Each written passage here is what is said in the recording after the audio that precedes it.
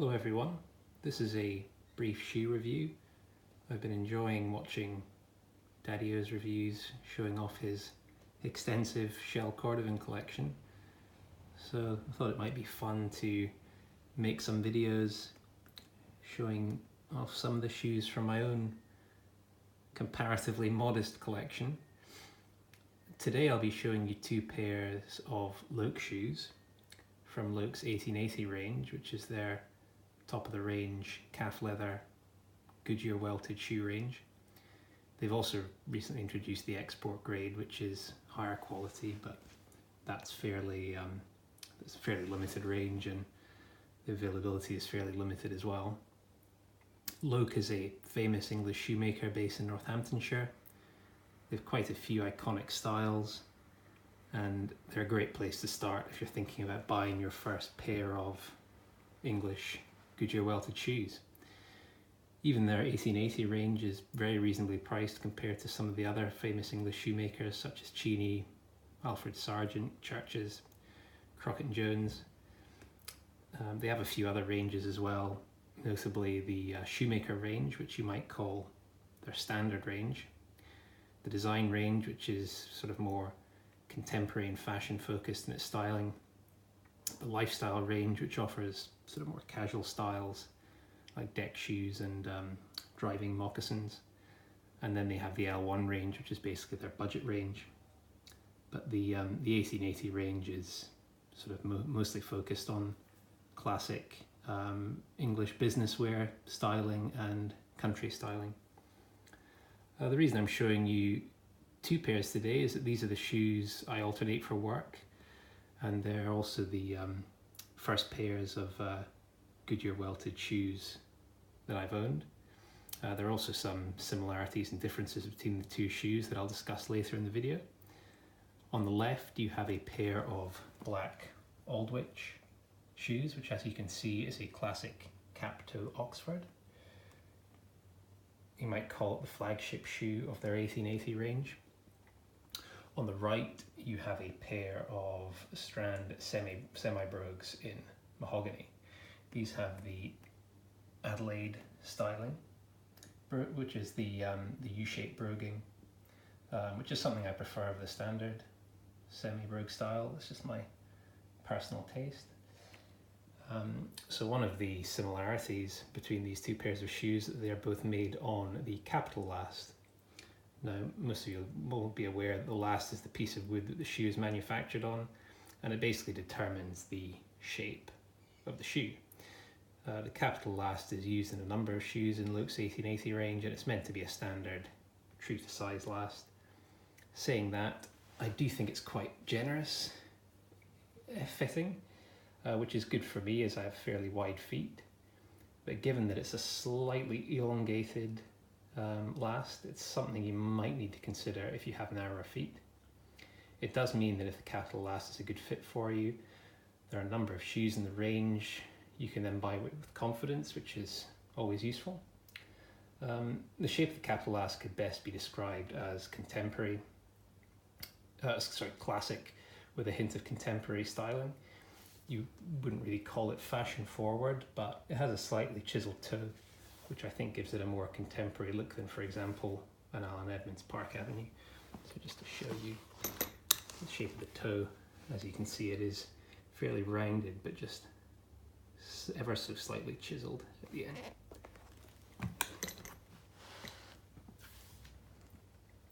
These particular shoes I've owned for just over 2 years. I would say they've had fairly heavy wear. I would usually wear each pair twice a week for the whole day, so they've probably had around 200 wears each. Of the two, I probably wear the Strand more often as they're the more versatile of the two.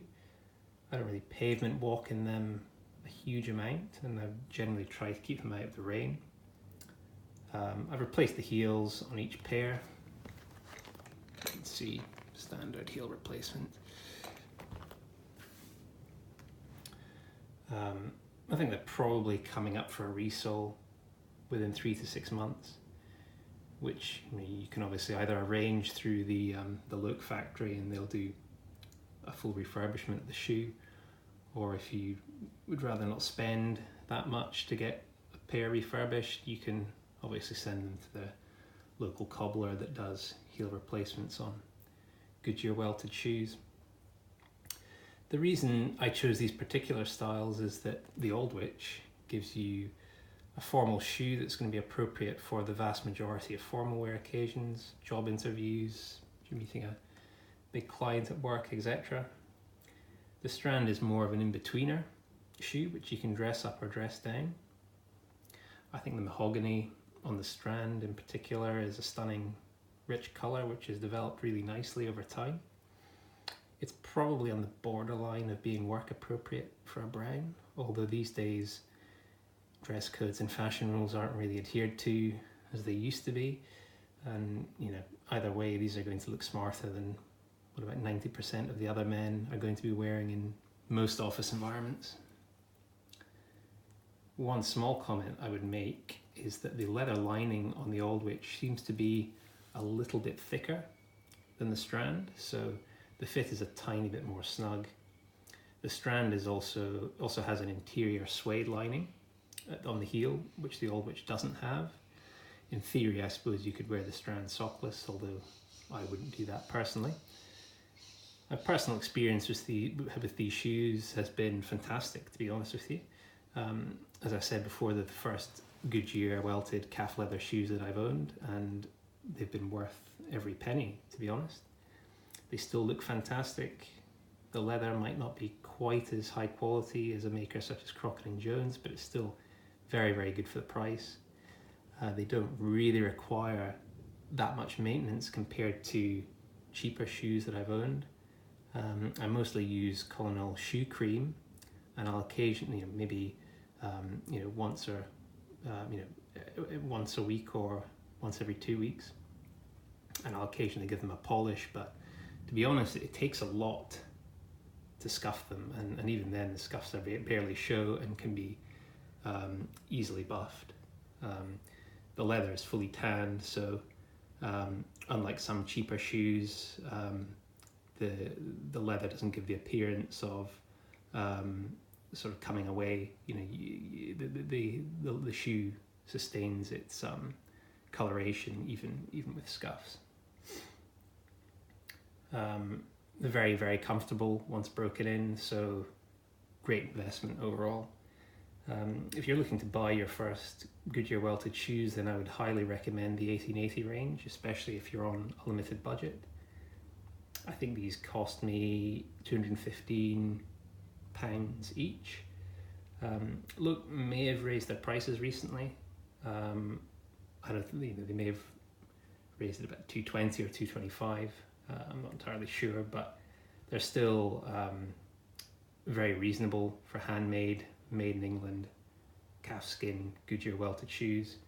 By comparison, a pair of Crockett & Jones bench grades cost around £400. That's not to say the Crockett & Jones aren't worth £400. I own a pair of their hand grades, which are even more expensive, and I'll probably post a video on those later. But if you have £400 to £500 to spend, I think it's fair to say you're better off with 2 pairs of Loakes than 1 pair of Crockett & Jones. You're going to get a lot more utility out of 2 pairs of shoes that are still very good quality than putting all your eggs in one basket and getting one pair of higher quality shoes. Certainly, I would say at this level. So what I would say is buy the Loakes and save the joy of owning a pair of Crockett & Jones for your next promotion or bonus. You'll appreciate them more. So that pretty much wraps that up. So if you hope you find this video useful and informative. I'll see you next time.